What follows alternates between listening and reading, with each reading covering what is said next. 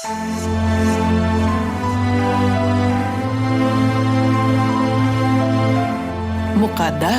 maskan.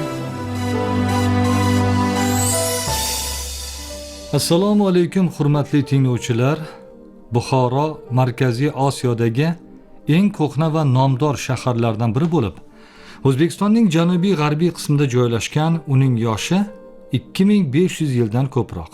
Islom madaniyati poytaxti bo'lmish Buxoro azaldan Buxoroi Sharif deb ulug'lanib kelinadi. Shahar markazining kattagina qismi me'moriy hudud sanalib, uning asosiy qismini madrasalar tashkil etadi. Bugungi eshittirishimizda Buxoro zaminidagi Chorbakir majmuasi haqida so'z yuritamiz.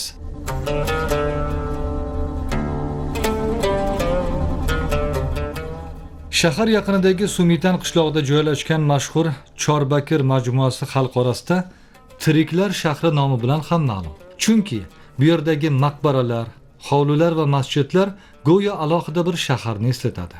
Bu muqaddas joy asrlar davomida ziyoratchilar qalbiga taskin bag'ishlab kelmoqda. Mavzuni Buxoro suv ta'minoti tarixiy muzeyi filiali mudiri Zarina Sharipova davom ettiradi. Chorbakir ziyoratgohi o'sha Buxoro shahridan 6 kilometr g'arbda joylashgan bo'lib, bu hududning ya'ni qadimiy nomi Sumitandir. Sumitan so'zining ma'nosi shu jundan mato to'quvchilar yashaydigan joy degan ma'noni anglatadi. Ya'ni 10-asrda Sumitan qishlog'ida Buxorodan Xodsharun nomli darvoza orqali o'tib borilgan. Ya'ni Xodsharun darvozasi 15-16-asrlarda Talipoj, ya'ni Xon tepaligi deb nomlangan. Bu hozirgi kunda ham bu Talipoj darvozasi saqlanib qolingan, ya'ni 16-asrdan to hozirgi kungacha yana saqlanib kelmoqda. Chorbakirlar asosan o'sha Samoniylar davridan ya'ni kelib qolganlarini 10-asrlarda.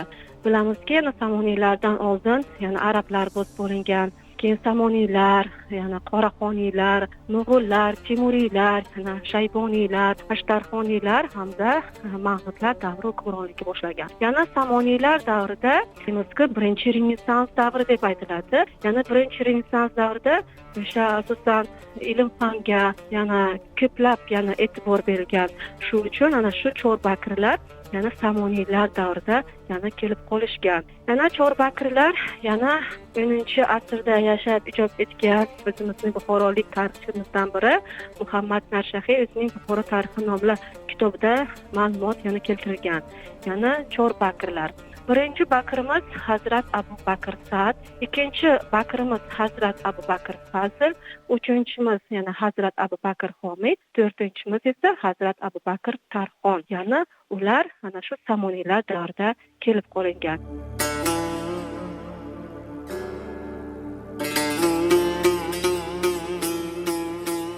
Chorbakir nomi to'rt bakir degan ma'noni anglatadi.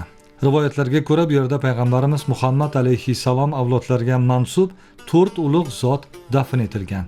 Ular orasida eng mashhuri Hoji Abu Bakr Sa'd hisoblanadi.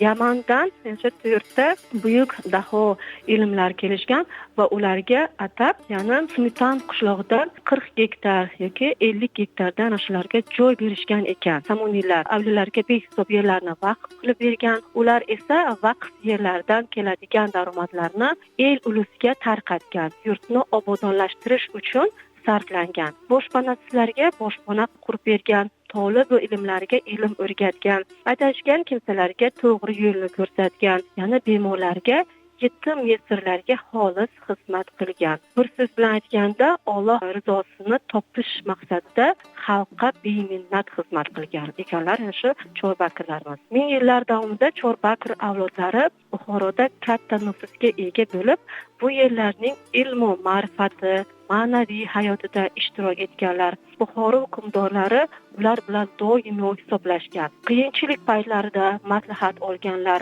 yurtning tinchligi va osoyishtaligi uchun kurashda ularning yordamlariga suyanganlar.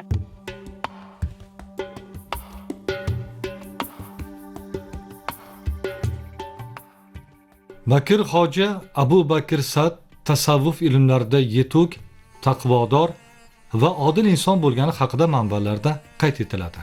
U kishi odamlarni ezgulikka, halol mehnatga va bir-birini hurmat qilishga chaqirgan. Shuning uchun ham u zot xalq orasida katta obro' e'tiborga ega bo'lgan. Rivoyat qilishlaricha bir kuni qishloqda uzoq davom etgan qurg'oqchilik sabab ekinlar quriy boshlagan. Odamlar Hoji Abu Bakr Saaddan duo so'rashgan. U kishi xalq bilan birga duo qilgandan so'ng ko'p o'tmay yomg'ir yog'ib, yerlar yana hosilga kirgan ekan. Shu voqeadan keyin bu zotning karomati haqidagi hikoyalar keng tarqalgan. Yana bir rivoyatga ko'ra bu yerga uzoq yo'l bosib kelgan bir musofir qalbidagi og'ir tashvishlar bilan ziyorat qilgan va bu maskanda o'zi izlagan xotirjamlikni topgan ekan.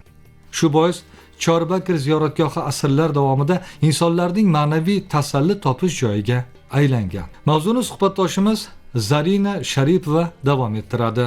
O'sha Sumitandagi Chorbakir majmuasi bir-biriga tutashib ketgan oilaviy xazira va o'sha dahmalardan iborat bo'lgan. Ularning old tomoni peshtoqlar va hujralar husn berib turuvchi yaxlit devor bilan o'ralgan. Chorbakir nomi bilan mashhur bu majmua, ya'ni O'rta Osiyoda o'sha me'morchilikning eng ajoyib namunalaridan hisoblanib, unda yana 16-17 asr me'morchiligining Buxoro maktabi usullari yaqqol o'z ifodasini topgan. Ya'ni xazira va dahmalar yana puxta, ya'ni ishlangan bo'lib, qo'shinkor devorlar bilan yana qurshalgan ekan o'sha Chorbakir majmuamizda. Birinchi Bakir Hazrat Abu Bakr Sa'd ulug' shayx, olim, obid edilar. Bu zot-u sharif samoniylar hukmronligiga yashab, Buxoroning shayxul islomi bo'lganlar. Abu Bakr Sa'd Muhammad sallallohu alayhi vasallam avlodlaridandir.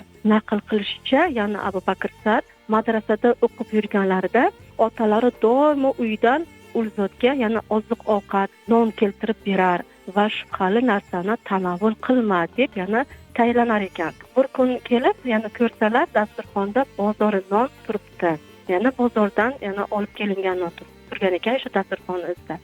Hazrat, bu nonni nega dasturxoningga qo'yding deganlarida, o'sha kishi javob berdilarki, Abu Bakr Sa'd, ya'ni otajon, bu non saboqdosh dedilar dedilar. Otalari sen shubhali narsa tanovul qiladigan bilan do'st bo'lsan deb u kishini yana madrasadan olib tuyaboqarlikka qo'yibdilar. Hazrat yana sahroda ilmdan yana benasib qoldim deb g'am chekkanlarini ko'rib, Xizr alayhissalom u kishiga 40 yil yana sahroda saboq berdilar. Halol luqma, yana taqvo, ota-onasining duosi tufayli Abu Bakr Sa'd yana valiyulloh yana bo'lar ekan.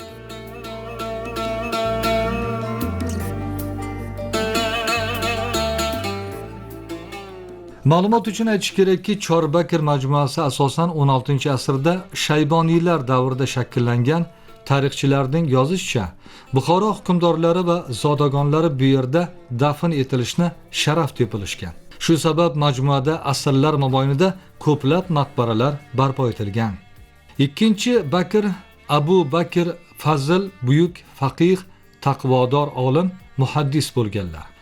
U kishi sababidan Buxoro islomga yod bo'lgan turli firqalardan tozalangan. Musnad Fazl kitobini yozganlar. Afsuski, bu kitob johil Chingizxon bosqini davrida yoqib yuborilgan. Tabarruk zot 991-yilda vafot etganlar. Ikkinchi yana Bakrimiz, yana Hazrat Abu Bakr Fazl, yana bu kishi ham katta, yana buyuk olim bo'lishgan, muhandis, taqvodor zot edilar. Yana u kishining sharofatidan islomga yod bo'lgan o'sha turli buzg'unchi firqalardan Buxoroy sharif tozalangan. Yana chunki bu zoti sharif buyuk faqih ham bo'lgan. Yana bular faqih deganda biz o'sha hozirgi kunda qonun, yana huquqni tushunamiz. O'sha paytda yana faqih deb, yana faqih deb ham yana aytgan ekan. Yana bu kishi ana shu islomga odamlarni cho'latgan ekanlar, ana shu Abu Bakr Fazl.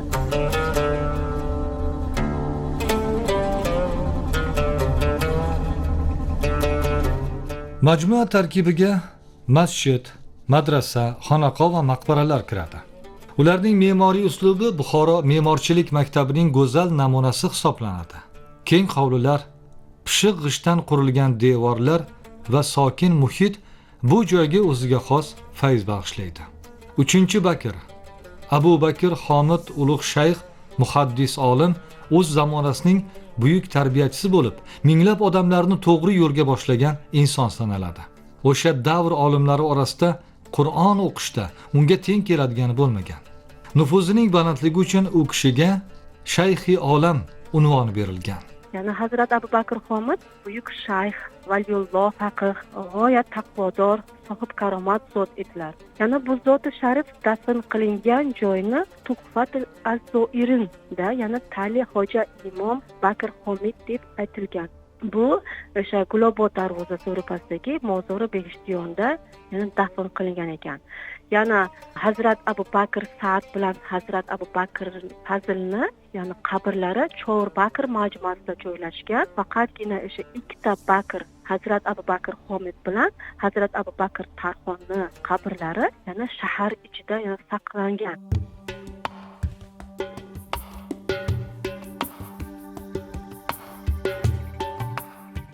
Ziyoratga borganlarning so'zlariga ko'ra, Chorbakrni ziyorat qilgan inson go'yo o'tmish bilan yuzma-yuz kelgandek bo'ladi. Bu yerdagi sukunat va tarixiy muhit insonni tafakkurga chorlaydi. Shuning uchun ham bu maskan nafaqat ziyoratgoh, balki ma'naviy merosimizning muhim qismi sifatida qadrlanadi. Ammo tarixdan ayonki, majmuaga e'tibor har doim shunday bo'lmagan. Sovet davrida shahardagi ikkita Bakrning qabrlari saqlanib qolmagan, ya'ni olib tashlangan va hozirgi kunda 4-maktab, Navoiy maktabida qad ko'targan o'sha qabrning o'rnidan va yuridik kolleji yana tiklangan.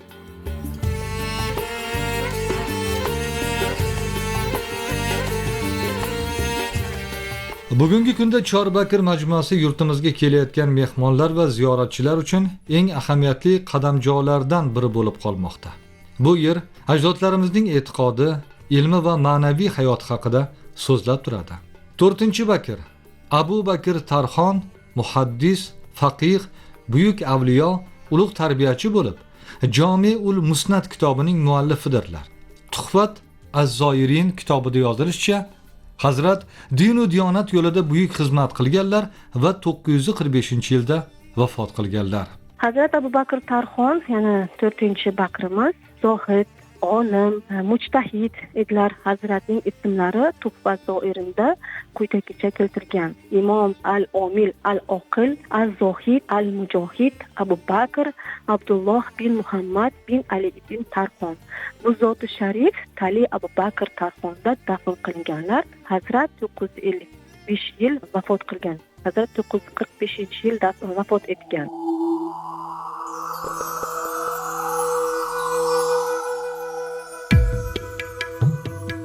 Yurtboshimizning sa'y-harakatlari bilan o'lkamizdagi barcha tarixiy yodgorliklar qayta tiklana boshlangani singari Chorbakr ziyoratgohida ham obodonlashtirish ishlari olib borilgan. Hozirda bu yerda sayohatchi va ziyoratchilar uchun barcha sharoitlar yaratilgan. Tarixchi va majmua xodimlarining so'zlariga ko'ra, hazratlar tomonidan yozib qoldirilgan aksariyat asarlar afsuski bosqinchilar tomonidan yo'q qilingan.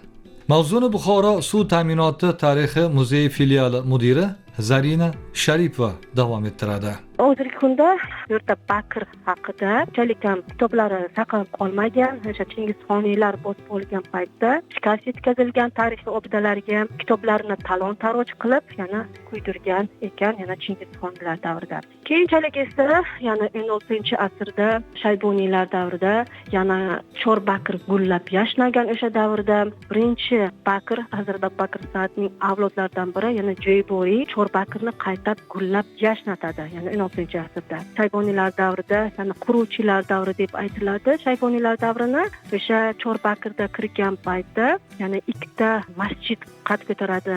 Hovuzlar, dahmalar, xaziralar, soqoxonalar, ya'ni o'sha davrda yana qad ko'targan ekan. Yana Shayboniylardan biri Abdullahxon ikki podshoh bo'ladilar, xon bo'ladilar va ikkita masjid quradi.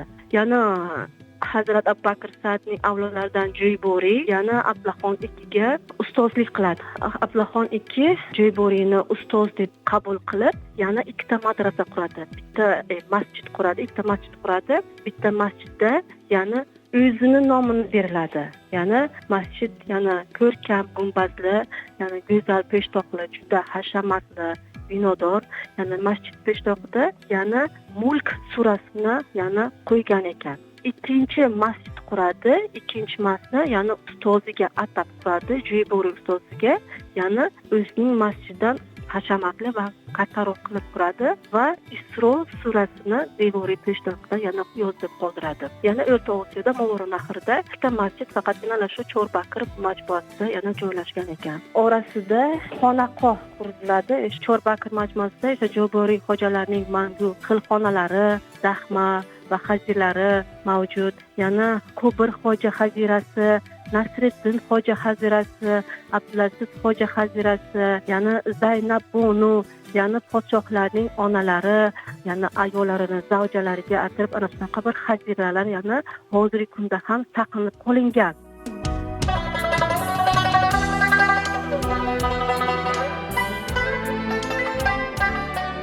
Darhaqiqat, muqaddas qadamjolarni ziyorat qilish va ular tarixini o'rganish inson qalbiga nur bag'ishlaydi, o'tmish bilan bog'laydi va kelajakka ishonch uyg'otishi aniq.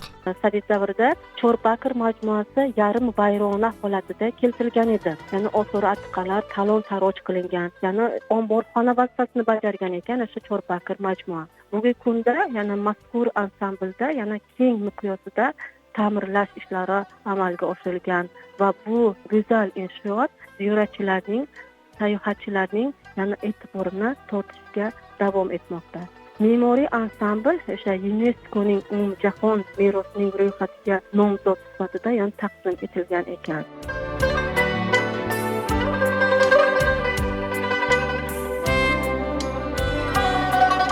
Muhtaram tinglovchilar, shu bilan eshittirishimizga yakun yasaymiz. Uni jurnalist Feruza Mamirova tayyorladi.